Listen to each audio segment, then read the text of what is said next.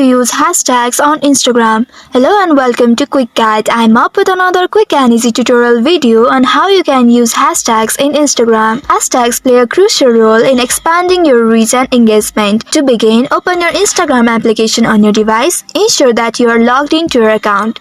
Once inside the app, head to your home page. Click on the plus icon at the center below. A menu will appear. Choose the post option here. This will take you to the post creation screen. Here, select a photo. After selecting the photo, click on next button at the top of the screen. You can apply filters if you want. After adding the filters, click on next button at the top of the screen. Now here you will see a caption field. Choose the hashtag symbol followed by your desired keyword. For example, sunset. Instagram will provide suggestion as you type, helping you find popular and relevant hashtags. Click on one of them and your hashtag will be added to your caption. After you add the hashtag, click on OK at the top right of the screen. Then click on share button at the bottom. Wait for a while and there you have it. You have successfully added or used hashtags on Instagram post. That's all for today's video. Thanks for watching till the end. If you found this video helpful, don't forget to like, share and subscribe the channel. Also hit that bell icon to get notifications on more such helpful tutorials. See you in next video. Stay connected.